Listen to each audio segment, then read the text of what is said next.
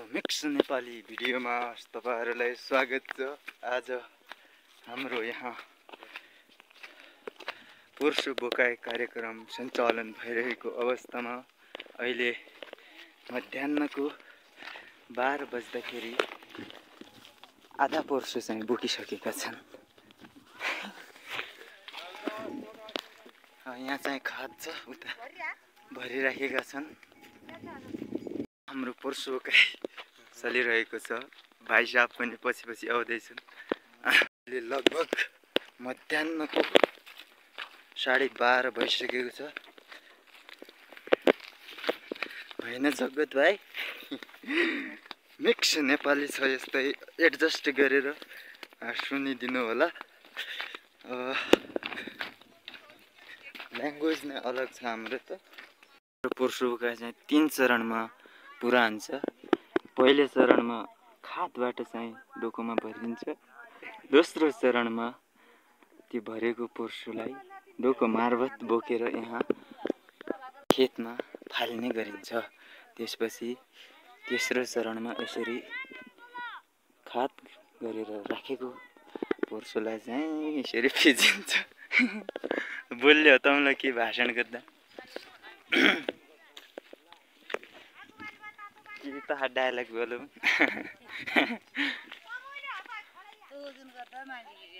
ना किन गर्दा इसो सिस्टम र भन्नु देखिदिन के यसरी पोर्सो फिच्ची ना मेहनत रहेछन्, यसरी खेत किर्सानी गर्दिरहेछन् भन्ने हो कि उल्वा इसो बुढेसका आला पोर्सो फिजिरहेछन् भन्नु भयो।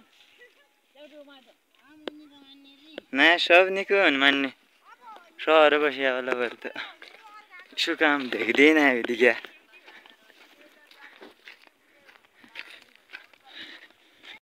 यो चाहिँ पोर्सो बोकाएको प्रथम चरण। यसमा चाहिँ खादबाट यसरी पोर्सो चाहिँ डोकोमा भरिन्छ हैन।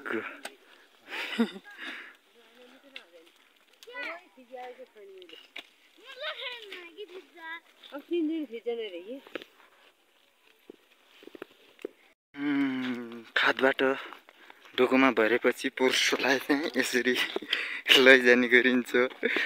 यो दोस्रो चरण। दोस्रो चरणमा चाहिँ यो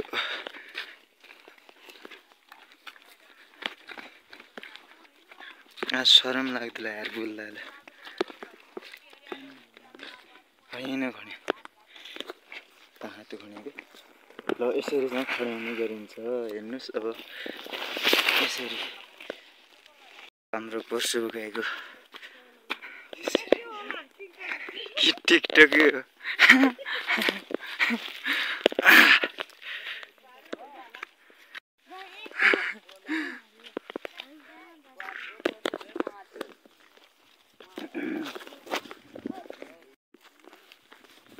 हाम्रो चाहिँ अहिले पोर्सो बोकाएको धमाधम भइराखेको छ। यहाँ पोर्साका खादहरू पोर्साएर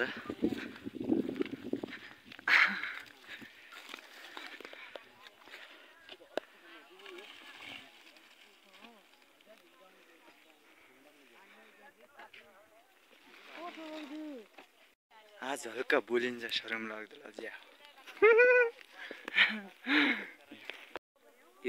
तेस्रो चरण अर्थात् अन्तिम चरणमा यसरी बोकेको मललाई चाहिँ छर्ने गरिन्छ।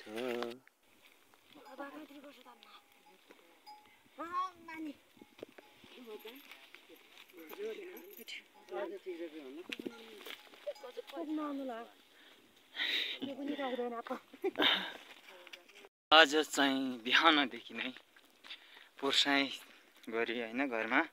त्यसपछि दिनभरि पोर्सो बोकाई गरेर अहिले पानी लिनको लागि यहाँ पर आएको छु घरबाट।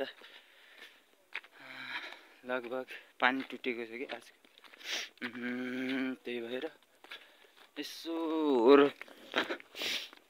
बत्तीडीमातिर आएर पानी भर्दैछ।